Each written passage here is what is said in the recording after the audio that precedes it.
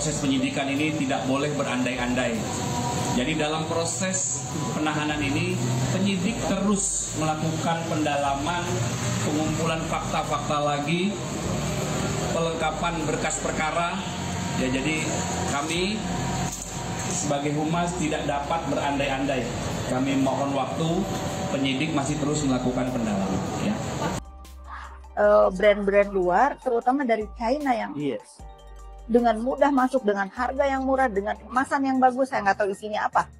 Tetapi dengan keributan teman-teman skincare ini, yang tadinya skincare ini udah merajai, produk lokal ini udah merajai pangsa pasar Indonesia, hancur. Karena apa? Karena ulah mereka sendiri. Saling menjatuhkan, saling black campaigns, yang akhirnya diuntungkan apa? Pengusaha luar datang ke Indonesia. Ya, saya sangat menyayangkan sebetulnya.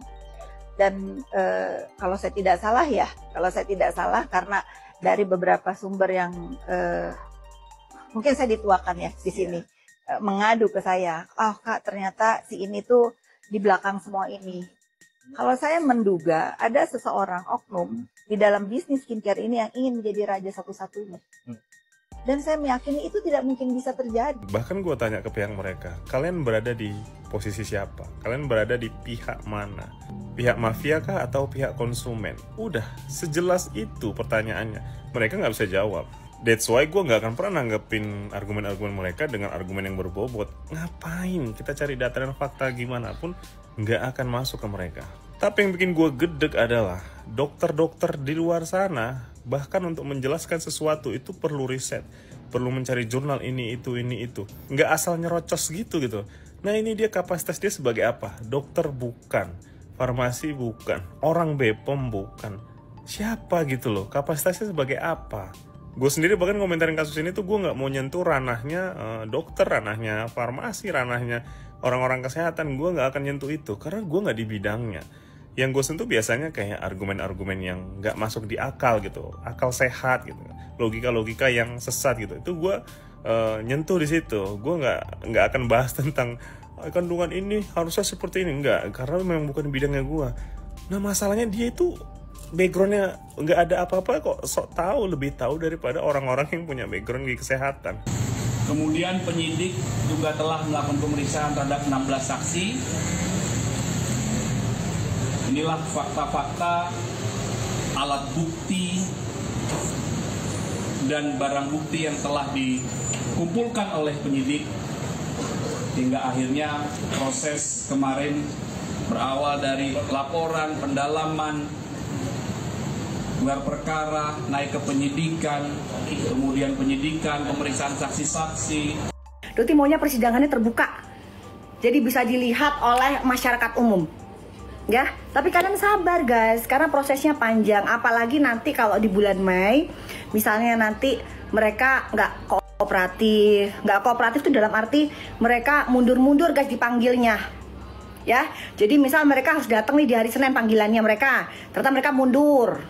Ya, habis itu nanti yang lain-lainnya mundur lagi. Karena banyak ya guys, saksi yang dipanggil tuh banyak banget. Jadi segerombolan yang kemarin yang persekusi doktif tuh bakalan dilaporkan semua, sudah dilaporkan sih. Jadi akan dipanggil semua. Dipanggil kembali, ya. Apalagi nanti dipanggil kembali sebagai tersangka gitu ya. Jadi nanti kita akan berperang di persidangan, hadepin doktif di situ. Ciang, gitu. Jadi pada intinya apa yang berada di media sosial kami belum bisa menanggapi itu, karena pada intinya secara resmi dari pihak kepolisian ya, baik Polda Metro Jaya belum menyampaikan apapun atau surat panggilan apapun terhadap klien kami terkait laporan tersebut. Dan kemudian memang kami juga belum mendapatkan surat kuasa dari klien kami untuk melakukan pendampingan terhadap laporan itu. Jadi sehingga kemudian supaya ini tidak menjadi blunder, ya kami berpendapat bahwa yang dilaporkan itu bukan klien kami. Ya, karena dalam laporan itu jelas dikatakan dalam proses lidik. Dan kemudian kami perlu sampaikan bahwa intisari dari pasal 31 dan 32 itu adalah terkait intersepsi dan penyadapan dan bukan rekaman.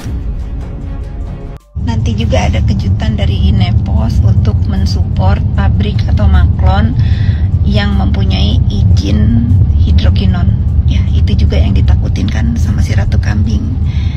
selama regulasinya benar, aturannya diikuti, dan izinnya ada untuk menjual skincare yang ada hidrokinonnya. Kenapa kau takut gitu? Karena aku juga suka beli skincare buatan luar, ada kok hidrokinonnya.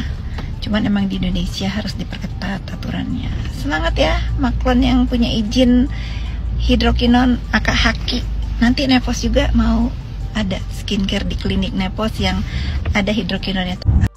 Nepos, tolong ya dokter bilang ya, itu kamu melanggar aturan Badan POM loh. Aku datang, aku akan serius di dunia skincare ini untuk menyemangati kalian semua yang kemarin sudah tumbang, sekarang mulai maju lagi, bangkit lagi. Aku mendukung simbol perlawanan kalian yang bangkit, berjualan lagi. Jangan takut, karena selama regulasinya diikuti, ingredientnya juga bagus ya.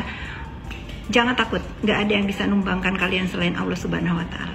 Abis baca-baca DM kalian nih, aku bangga banget ya, follower-follower aku itu cerdas-cerdas gitu ya. Jadi aku ini menyemangati, mensupport para teman-teman yang sekarang lagi bangkit untuk jualan lagi skincare di Indonesia, dan mensupport semua orang yang agak ragu, takut karena takut ditumbangkan. Contohnya aku belum apa-apa aja, padahal aku juga belum tahu kapan relaunchingnya. Sudah gelebekan geng kambing. Jadi jangan takut, tetap semangat, karena hak kalian semua, hak kita sebagai warga negara Indonesia memiliki bisnis apapun selama regulasinya diikutin dan jualannya jangan zolim. Menjelang selesainya masa tahanan Polda Metro Jaya terhadap Nikita Mirzani, nampaknya makin memanas. Isu pengembalian berkas Reza oleh kejaksaan kini mencuat. Banyak yang mengatakan bahwa keadaan akan segera berbalik.